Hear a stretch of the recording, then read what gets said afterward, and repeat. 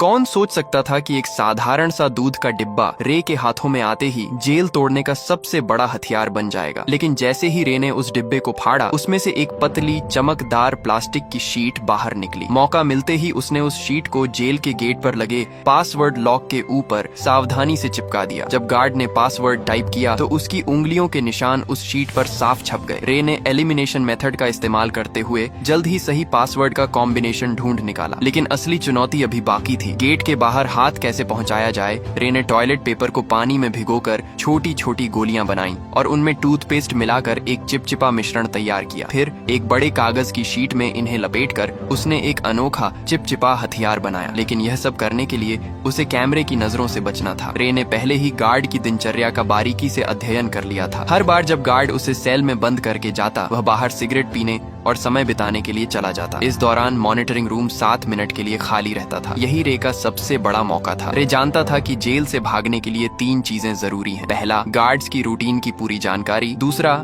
Jail के ढांचे का सटीक अंदाजा। और तीसरा, बाहर किसी भरोसेमंद साथी का होना। रे ने पहले 2 चीजों पर पकड़ बना ली थी। उसने जेल के पास एक कमजोर जगह भी ढूंढ निकाली थी, एक फायर स्टेशन जो जेल की दीवार से सटा हुआ था। रे के पास ब्लैक सेल की लोकेशन का भी पता था। सब कुछ दिमाग में सेट करने के बाद उसने अपने प्लान को अमल में लाना शुरू किया। उसने जानबूझकर एक कैदी पर हमला कर उसे घायल कर दिया। जैसा उसने सोचा था वैसा ही हुआ। गार्ड्स ने उसे सजा के तौर पर ब्लैक सेल में डाल दिया। जब गार्ड खाना देने आया, रे ने चुपके से कागज की गोली छोटी खिड़की के ताले में डाल दी, जिससे वह आसानी से खुल गई। पासवर्ड सिर्फ 4 अंकों का था, जिसे रे ने चुटकियों में क्रैक कर लिया। ब्लैक सेल से निकलते ही उसने मॉनिटरिंग सिस्टम को हैक कर 1 मिनट पुराना फुटेज चला दिया ताकि गार्ड्स को कुछ पता न चले। इसके बाद उसने फायर स्टेशन से जुड़ी वेंटिलेशन पाइपलाइन को खोज निकाला। जब गार्ड्स सिगरेट पीने में व्यस्त थे, रे उस पाइप के रास्ते रेंगता हुआ बाहर निकल गया। बाहर उसकी साथी पहले से ही तैयार थी। उसने एक छोटी कार में विस्फोट कर दिया, जिससे फायर अलार्म बज उठा। गार्ड्स ने सीसीटीवी फुटेज चेक की,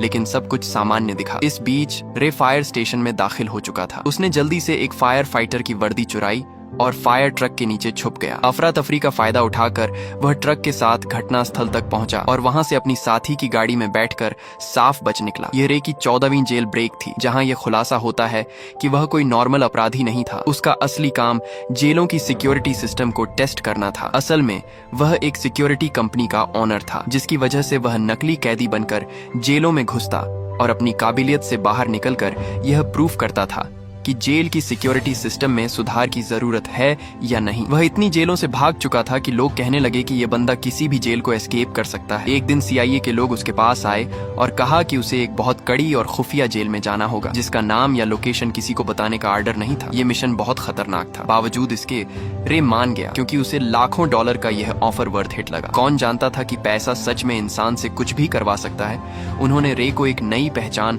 और एक सीक्रेट एग्जिट कोड दिया, जिसका इस्तेमाल वह अगर कुछ गलत हो तो भागने के लिए कर सकता था। जाने से पहले उन्होंने उसके शरीर में एक ट्रैकिंग डिवाइस भी लगाया। जल्दी ही वह दिन आ गया जब उसे जानबूझकर अरेस्ट होना था, लेकिन अचानक कुछ लोगों ने उसे अगवा कर लिया और इलेक्ट्रिक शॉक दे दिया। इससे पहले कि उसे कुछ समझ आता, उन्होंने उसके हाथ से ट्रैकिंग डिवाइस को निकाल दिया और उसे बेहोश कर दिया। जब उसकी आंखें खुली तो उसने खुद को एक अजीब सी जेल में पाया, जिसमें हर रूम कांच का बना हुआ था और वहाँ हर जगह कैमरे थे। उसके आसपास सभी कैदियों को भी ऐसे ही 24 घंटे सुपरविजन में रखा गया था। ये जेल पूरी तरह से हवा में लटकी हुई थी, जिससे कोई भी कैदी जमीन खोदकर भागने का सोच भी न सके। यह देखकर रे को तुरंत समझ आ गया कि वह एक बुरी सिचुएशन में फंस चुका है। वहां से जितना जल्दी हो सके निकलने के लिए उसने सीक्रेट कोड बोला, लेकिन जेल का जेलर एक टेढ़े दिमाग का आदमी निकला। उसने बिना कुछ सुने रे को फिर से बंद कर दिया। अब यहाँ ये राज सामने आता है कि जेलर किसी ऐसे आदमी से मिला हुआ था जो रे का दुश्मन था। कुछ देर बाद उसने देखा कि यहाँ के गार्ड्स पूरी तरह से हथियारों से लैस हैं और चेहरे पर काले मास्क लगाकर घूमते हैं, और गार्ड्स की संख्या भी कैदियों से कई ज्यादा थी, जिसकी वजह से उनका जब मन करता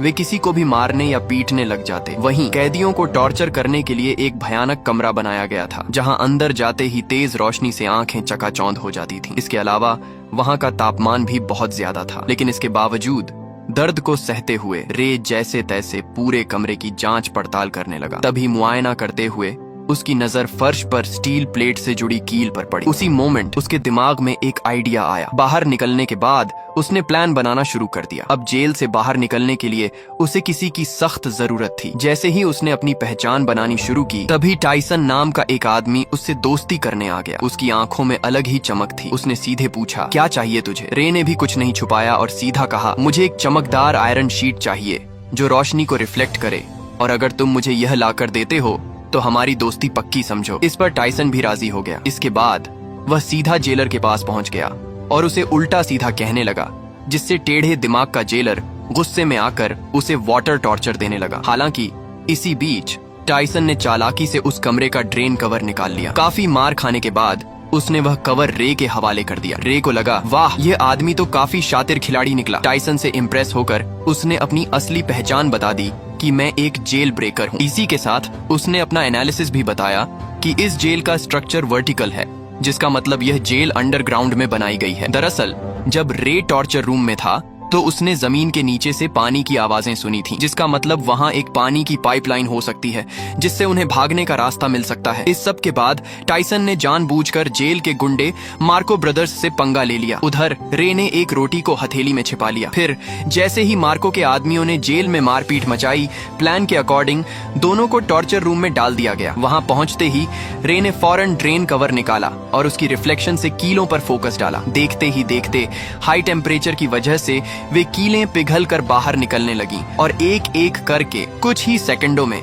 उसने सभी को निकाल लिया। फिर उसने रोटी का टुकड़ा मुंह में डालकर टाइसन को इशारा किया ताकि वह गार्ड का ध्यान अपनी तरफ खींचे। इसके बाद टाइसन ने अपना काम शुरू कर दिया, जिससे जेलर का ध्यान उसकी तरफ चला गया। वहीं रे ने तुरंत गीली रोटी को सीसीटीवी कैमरे पर चिपका दिया ताकि अंदर की फुटेज न दिखे। फिर वह फ्लोर से नीचे उतर गया और पाइपलाइन में चढ़ते हुए आगे बढ़ने लगा, लेकिन बदकिस्मती से रास्ते में गलती से एक तार टूट गया, जिससे पानी बाहर आने लगा। आखिरकार जब वह ऊपर पहुंचा तो उसके पैरों तले जमीन खिसक गई, क्योंकि यह जेल जमीन के नीचे नहीं बल्कि समुद्र के बीचों बीच पानी की एक विशालकाय शिप में थी, जहां से भाग पाना नामुमकिन था। इस बीच पानी लीक होकर जेल के अंदर भरने लगा, जिसकी वजह से टॉर्चर रूम के कैदियों को रिहा कर दिया गया। खुशकिस्मती से रे गार्ड्स की नजरों से छिपकर समय पर वापस आकर बच गया। हालांकि दूसरी ओर एक नई मुसीबत उसका इंतजार कर रही थी। दरअसल जेलर को फर्श पर छोड़ी गई कीलें मिल गईं, जिससे वह समझ गया कि रे ने जेल तोड़ने की कोशिश की है। उसके बाद उसने फौरन एक आदमी को कॉल लगाया, जहां यह राज खुला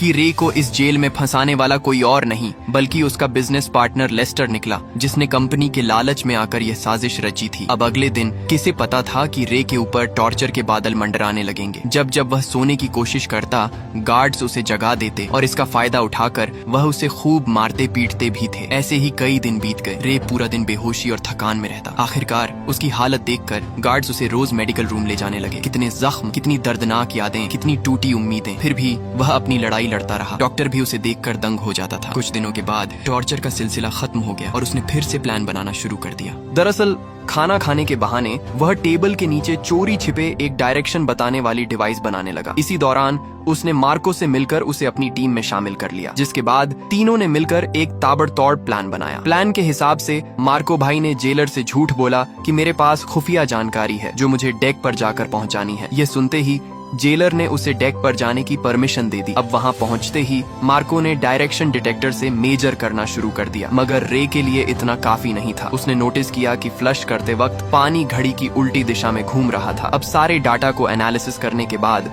उसने कंक्लूड किया कि वह अभी नॉर्दर्न हेमिस्फेयर में है। फिर एक नए आए कैदी से पूछने पर पता चला कि अभी नवंबर का महीना चल रहा है। इसके बाद रे ने अपने बॉडी टेम्परेचर को ध्यान में रखकर अनुमान लगाया कि वहां का तापमान जरूर मोरक्को तट के आसपास का होगा। इतनी मशक्कत के बाद आखिरकार अंत में जाकर उन्होंने क्लियर लोकेशन का पता लगा ही लिया। हालांकि लोकेशन पता होने के बावजूद वे वहां से निकलते भी तो कैसे। तभी टाइसन ने कहा कि अगर हम किसी तरह से बाहर मौजूद मेरे आदमियों तक मैसेज भेज सकें तो हमें यहाँ से निकलने से किसी का बाप भी नहीं रोक सकता। उसकी बातें सुनकर रे को लगा कि इस जेल का डॉक्टर शायद उसकी मदद कर सकता है। उसके बाद उन्होंने एक प्लान बनाया, जिसके अकॉर्डिंग टाइसन ने जानबूझकर रे पर हमला कर दिया, जिससे वह डॉक्टर के पास जा सके। ऐसे ही कई दिनों तक रे बीमार होने का नाटक करके रोजाना डॉक्टर के पास जाने लगा। डॉक्टर को भी रे का दर्द बर्दाश्त नहीं हुआ और वह उसकी मदद करने के लिए राजी हो गया। अब यहाँ यह खुलासा होता है कि दरअसल डॉक्टर भी यहाँ उम्र कैद की सजा काट रहा था, इसलिए उसने रे को उसके परिवार से मिलाने का वादा किया। जिसके बाद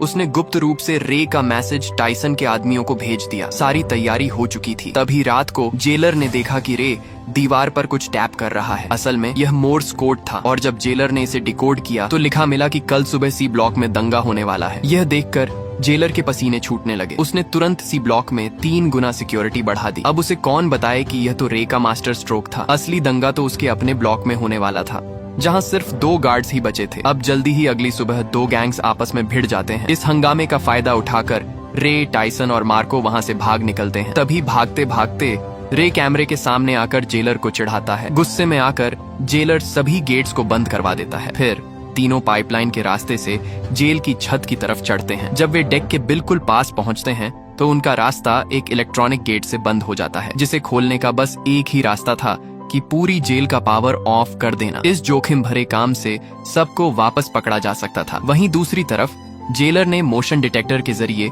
उनकी लोकेशन ट्रेस कर ली और फिर सारे गार्ड्स उनके पीछे लग गए। तभी भागने के दौरान मार्को को गोली लग जाती है। वह समझ जाता है कि उसका जिंदा बचना अब मुश्किल है, इसलिए वह अपने साथियों को भागने को कहता है और अकेले गार्ड्स को रोकता है। जैसे तैसे रे नीचे पावर रूम तक पहुंचकर पूरे शिप का पावर ऑफ कर देता है और ऊपर गेट खुलते ही टाइसन तुरंत डेक तक पहुंच जाता है। खुशकिस्मती से वहां हेलीकॉप्टर भी पहुंच चुकी थी, लेकिन टाइसन के मजबूत इरादों की वजह से वह रे को अकेला छोड़कर जाता भी तो कैसे। उसने मशीन गन उठाई और सामने आने वाले गार्ड्स पर गोलियां चलानी शुरू कर दी। वहीं दूसरी तरफ रे छुपकर पानी के एक टैंक में घुस गया, जहां उसे ढूंढ पाना मुश्किल था। यह देखकर जेलर ने तुरंत आदेश दिया कि शिप को दोबारा रिस्टार्ट करो, जिससे जिस पानी के टैंक में रे छुपा था वह अपने आप फ्लश होने लगा, जिससे रे फौरन समुद्र में जा गिरा। रे का दिमाग देखकर जेलर के तो होश ही उड़ गए। वहीं इधर टाइसन ने एक बंदूक उसकी तरफ फेंकी। रे ने तुरंत कैच किया और कुछ गोलियां फायर कर दी, जिससे जेलर के पीछे रखे तेल के ड्रम फट गए। इसी के साथ जेलर की वही मौत हो गई। अब सब कुछ शांत हो गया और वे दोनों अफ्रीकन तट पर पहुंच गए। अचानक सामने से एक गाड़ी आई, जिसमें से एक लड़की उतरी। वह लड़की और कोई नहीं बल्कि जेसिका निकली, जिसने रे को यह मिशन का ऑफर दिया था। तब रे को पूरी बात समझ आई। ये सारा प्लान टाइसन की बेटी का था। दरअसल जेसिका ने अपने पिता को बचाने के लिए उसे जेल में भिजवाया था और रे की चालाकी से उसे बाहर भी निकलवा लिया। आखिरकार रे के चेहरे पर एक प्यारी सी मुस्कान खिल उठी और ऐसे ही संघर्ष और हार न मानने के जज्बे से वे लोग अपने परिवार से वापस मिल सके। यही मुलाकात इस खूबसूरत फिल्म का अंत बन गई। तो दोस्तों, आशा है आपको कड़ी मेहनत और उम्मीद से भरी ये मूवी पसंद आई होगी। अगर पसंद आई है तो प्लीज नीचे आ रही इन वीडियोस को भी जरूर देखें और वीडियो को लाइक करके चैनल को सब्सक्राइब कर लें, जिससे आपको और भी मूवीज देखने मिल सकें।